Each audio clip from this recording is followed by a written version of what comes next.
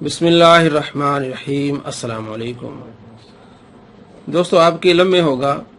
پچھلے دنوں فرانس کے ایک جریدے چارلی اس کا نام ہے، اس نے یہ اعلان کیا ہے کہ ہم آئندہ چند ماہ میں نبی علیہ السلام کے گستاخانہ خاکے چھاپیں گے۔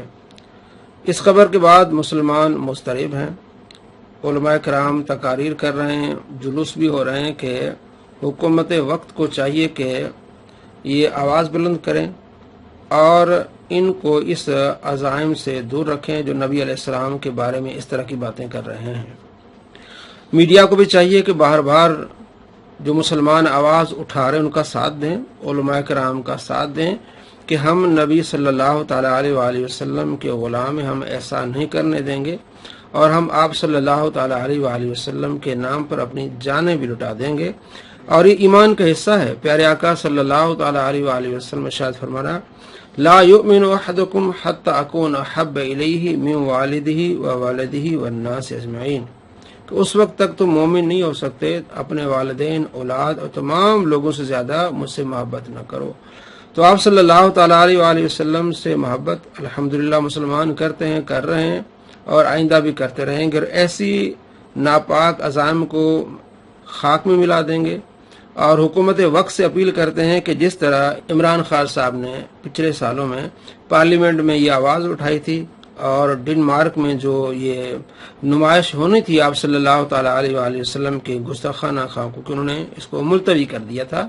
تو آج دوبارہ اس حکومت کو چاہیے کہ اس کے سفیر کو بلائیں اور انہیں بتائیں کہ ہم مسلمان آپ صلی اللہ تعالیٰ علیہ وآلہ وسلم کی اس گستاخی کو برداشت نہیں کریں گے،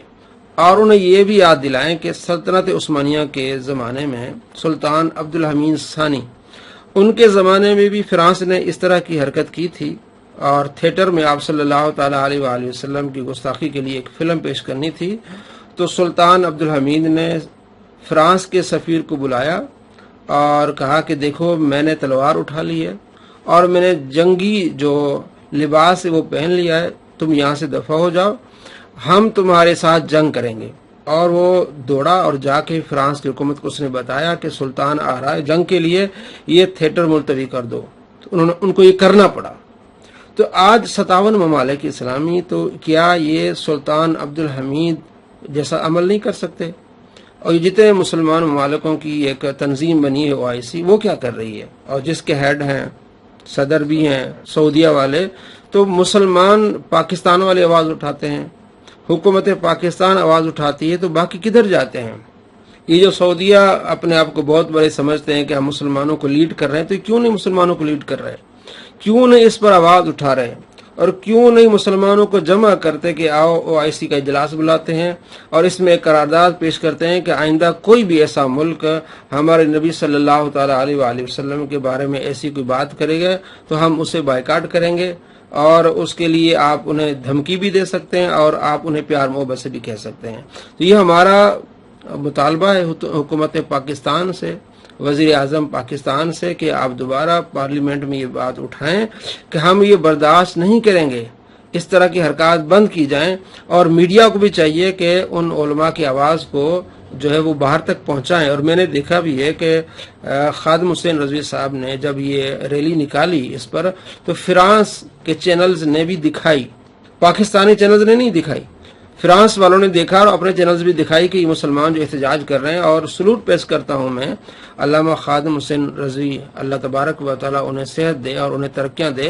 100 اختلاف ہو سکتے ہیں علماء کے ان سے، لیکن جو ان کا جذبہ محبت ہے، عشق رسول ہے، اس کو سلام ہے کہ سب سے پہلے انہوں نے یہ ریلی نکالی اور ان کے چاہنے والوں نے ریلی نکالی جو ان کی جماعت والے ہیں، اور ہم ان کو خراج تحسین پیش کرتے ہیں اور ہم ان کے ساتھ ہیں۔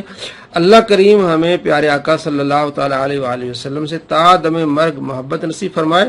اور جب ہم اس دنیا سے جا رہے تو ہمارے لبوں پر ہو لا الہ الا اللہ محمد رسول اللہ صلی اللہ علیہ وآلہ وسلم۔